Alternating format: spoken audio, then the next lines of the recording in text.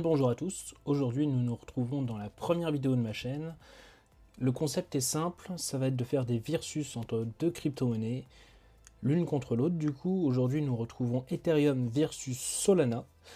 Donc pour cela, du coup, j'ai préparé 10 critères qui pour moi sont les plus importants. Et donc voilà, donc nous allons voir tout ça ensemble. Je vais essayer de détailler et de vulgariser au maximum pour que ce soit compréhensible de chacun. Donc dans un premier temps, du coup, nous pouvons voir que c'est la capitalisation boursière qui rentre en premier critère.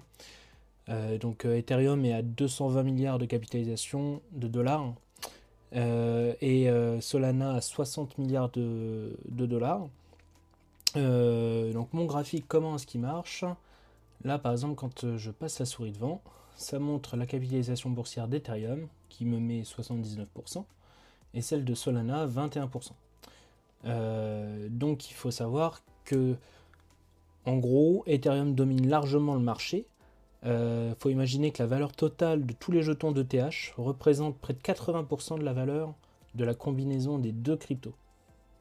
Si jamais vous comprenez bien, en gros Ethereum plus Solana, les deux blockchains avec tous leurs jetons qui sont mis sur le marché, et ben Ethereum représente 79%. Chose qui est énorme quand même. On va pas se le cacher.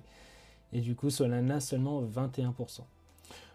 Pour ce qui est du coup des transactions par seconde, on voit que très largement, Solana arrive à 99%. C'est énorme. Franchement, faut se dire que du coup, c'est beaucoup plus utilisé quand même qu'Ethereum. Si on veut un peu plus de détails, du coup, on peut voir qu'Ethereum, c'est à peu près entre 15 et 45 transactions par seconde. Donc après la transition vers le proof of stake. Et Solana, c'est jusqu'à 65 000 transactions par seconde. C'est énorme. Je pense que même d'un point de vue des banques, on n'est peut-être pas à ça. Enfin, je sais pas. Après, peut-être que je m'avance sur un terrain que je connais pas, mais franchement, je trouve que c'est vraiment un des plus gros points forts justement de Solana. Je m'étais fait une petite note où en gros je disais comme quoi que Solana c'est une véritable Formule 1 de la crypto-monnaie. Puisque ouais, faut se dire qu'en gros toutes les transactions combinées d'Ethereum et Solana, en gros elles se produisent principalement que sur Solana. C'est vrai que c'est vraiment quelque chose. Ensuite du coup on enchaîne sur le troisième point de mon graphique qui sont les frais de transaction. Donc on peut voir que Ethereum représente seulement 10% et 90% du coup pour Solana. Qu'est-ce que ça veut dire? Eh ben, ça veut dire que Ethereum, malheureusement, malgré toutes les bonnes choses qu'on pourrait lui apporter, après ça c'est propre à chacun, Ethereum a des frais de transaction très élevés. Moi je n'en ai jamais vu en dessous des 10 dollars. Je sais que la dernière fois que j'ai voulu passer par Ethereum, j'avais dû payer, je sais plus, c'était une cinquantaine de dollars. Après voilà, c'est comme tout, ça dépend vraiment de la congestion du réseau. À titre de comparaison, Solana a des frais de transaction vraiment très bas. Je crois que c'est pas loin des 1 centime. 1 centime par transaction. C'est vraiment très peu élevé. Ensuite, nous passons du coup à notre quatrième point qui est le consensus et la sécurité. Donc de ces deux blockchains. On peut voir que Ethereum du coup arrive à 75% et Solana à 80%. Pourquoi seulement 75% pour Ethereum? Bien parce que c'est une preuve d'enjeu, proof of stake, et que en fait pour moi c'est robuste, mais leur transition vers le proof of stake a été trop complexe à mon sens. Pour ce qui est de Solana, c'est proof of stake et preuve d'histoire, donc proof of history. 80%, je trouve ça honnête. C'est pour ça que je me suis dit, tiens, pourquoi pas mettre 80%. Faut savoir que du coup, preuve d'enjeu et preuve d'histoire, c'est très rapide, mais certains ont des en gros, certains de la communauté de Solana ont des préoccupations concernant la centralisation du réseau. Maintenant, du coup, pour notre cinquième point, la décentralisation. Concernant Ethereum, du coup, on arrive à 80%. Concernant Solana, seulement 60%. 80% du coup pour Ethereum, considéré comme étant plus décentralisé. Et 60% pour Solana, puisque certaines préoccupations concernant la centralisation des validateurs se fait quand même beaucoup ressentir. Donc c'est pour ça que j'ai mis seulement 60%. Maintenant, du coup, nous allons passer à notre sixième point qui est l'écosystème des développeurs. Alors, pour moi, Ethereum, qui on va le voir tout de suite, arrive à 95% et Solana 85%. Ethereum, il faut savoir que c'est un réseau qui est très mature et étendu, avec une large communauté et de nombreux outils. On pense par exemple au Layer 2. Je pense que tout le monde a en tête Optimism, Arbitrum, et j'en passe. Parce que c'est pas ça qui manque, on va dire. Pour ce qui est de Solana, Solana est vraiment en croissance rapide. Elle attire quand même de nombreux développeurs grâce à sa vitesse et ses faibles coûts.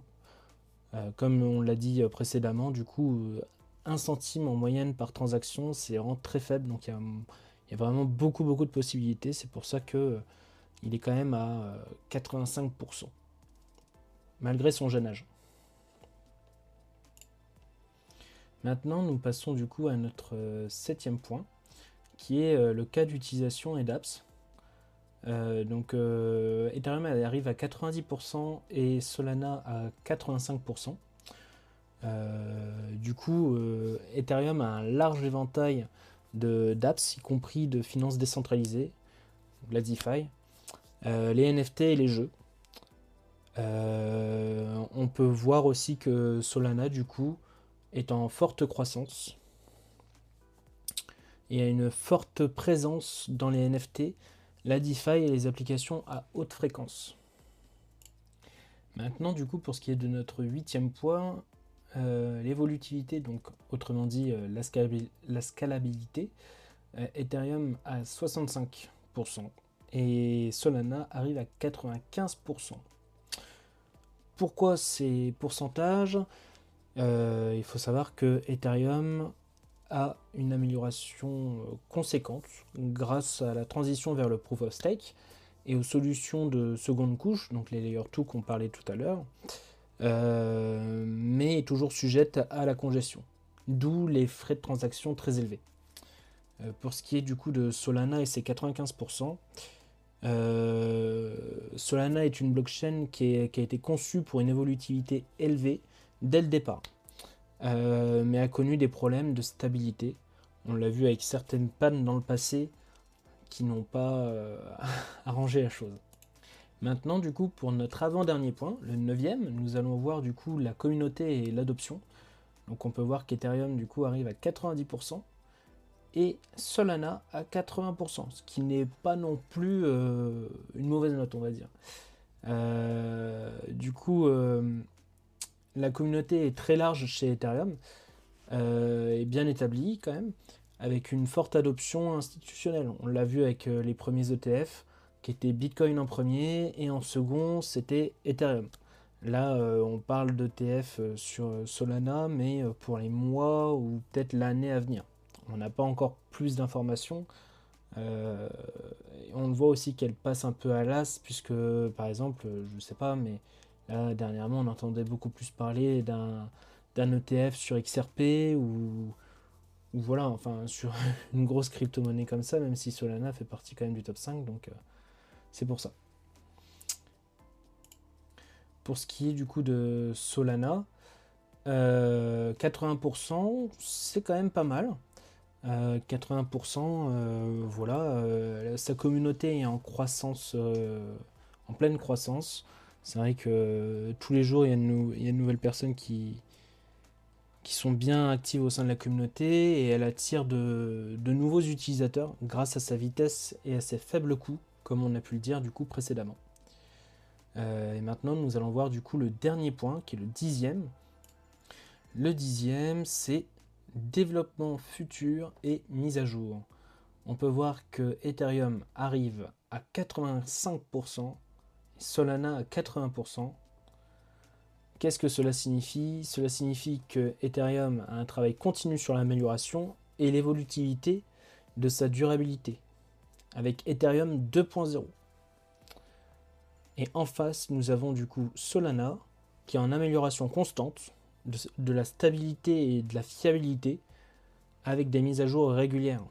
Et ça, c'est ce qui fait quand même qu'ils sont très serrés.